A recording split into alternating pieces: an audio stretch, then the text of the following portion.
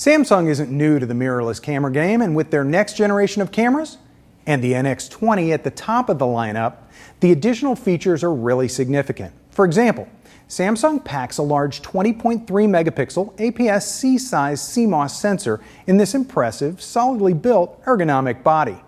Compared to a full-frame camera, it has a 1.5x crop factor.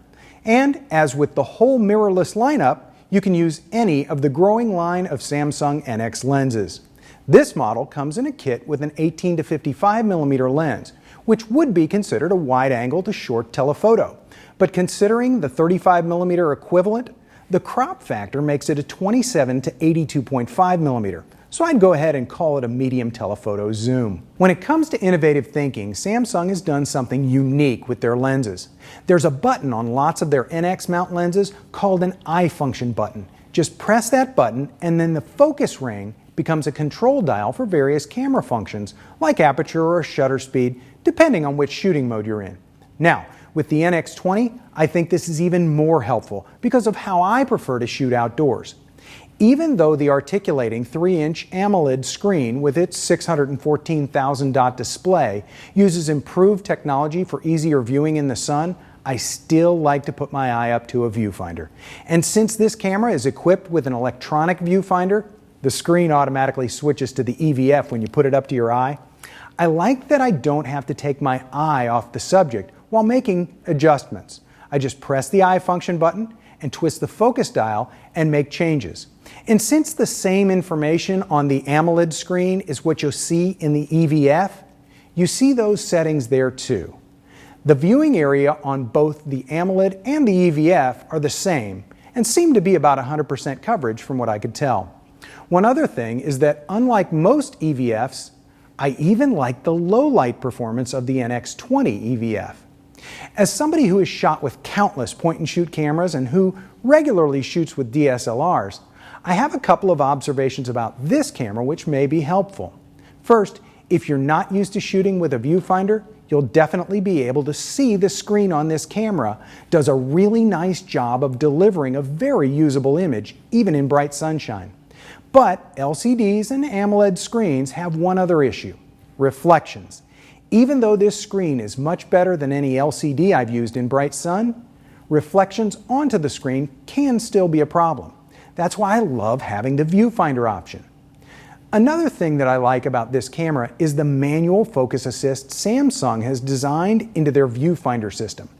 When you put your lens into manual focus mode, no matter how zoomed in you are at the time, when you touch the focus ring, the EVF or the AMOLED zooms in to 5 to 7 times closer, so you can quickly nail the focus. Then a half press of the shutter gets you back to a live view so you can quickly see the whole frame and shoot it. It's really handy and effective, and it's something optical viewfinders could never do. The 18 to 55 millimeter kit lens has OIS-2 optical image stabilization to reduce handheld camera shake, and the autofocus system seemed quick and accurate in my usage tests. One more of those next generation features in the latest cameras from Samsung is the built-in Wi-Fi. You can use it to display your images on a compatible internet connected TV, or upload or copy images and video directly to a computer or even a social networking site like Facebook, Pinterest, or others. Be aware though, the specific function of automatic wireless backup is only available on a PC since there's no Mac software available for that function. Another way wireless can be used is if you have an iPhone or an Android phone. You can download a free Samsung app and control your camera remotely, as well as receive wirelessly transferred images. I tinkered with this a little while using my iPhone, and I've got to say, seeing my camera's viewfinder on my iPhone and then clicking the shutter remotely is pretty cool. The camera captures RAW, JPEG, or both, and it comes with the RAW Converter 4 software, so you can get to those RAW image files.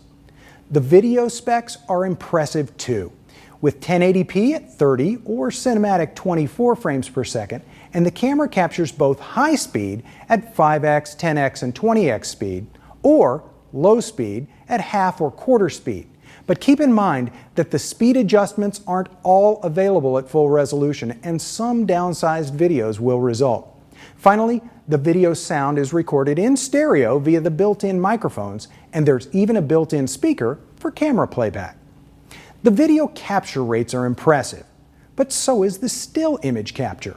You can grab up to 8 frames per second, and if your subject is moving especially fast like athletes and wildlife do, you can freeze the action with a 1/8,000th of a second shutter speed. And the shutter lag is just 40 milliseconds, which puts it near the top of this class of cameras for speed. And while we're talking about performance, low light shooters will appreciate the 12,800 high ISO range to give you even further reach into low light. You can work on creativity in camera by taking advantage of the 10 smart filters which apply artistic effects in camera, or maybe you want to capture 3D regular or panoramic images. The NX20 can do just that without the need for a special lens. By the way, since this video is 2D, you can't see the 3D images, but take my word, they're definitely 3D. Samsung's NX20 with a battery, an SD card, and the kit lens installed weighs only 1.4 pounds, and it has a built-in pop-up flash as well as a standard hot shoe, so you can add an even more powerful flash if you like. And speaking of optional add-ons, if you appreciate a good selection of lenses, there are quite a few nice iFunction lenses available for all kinds of shooting needs. To name a few, there's a 50 to 200 mm f4.5 to 5.6 zoom, a 16 mm f2.4 Pancake Lens, a 60 mm f2.8 macro, and more. Now, we've talked about all these specs and accessories, but I have to tell you, I was really impressed by how tack sharp, distortion-free, and color-accurate my test images were. For example, I shot a foggy sunrise and I expected to see at least some banding with all the smooth gradients in the sky, but there weren't any. And just a simple shot of a tree zoomed in with the 55 mm picked up tack-sharp detail in the trunk and leaves. This camera can produce some quality images. With this new generation of mirrorless cameras, Samsung continues to improve the features, quality, and options available to people who want a great image sensor and nice lenses in a more compact form factor than a traditional DSLR. With the Samsung NX20 and the 18 to 55 mm kit lens, I'm Larry Becker. Thanks for watching. For more information, please visit us online, give us a call, or stop by our New York City Superstore. You can also connect with us on the web.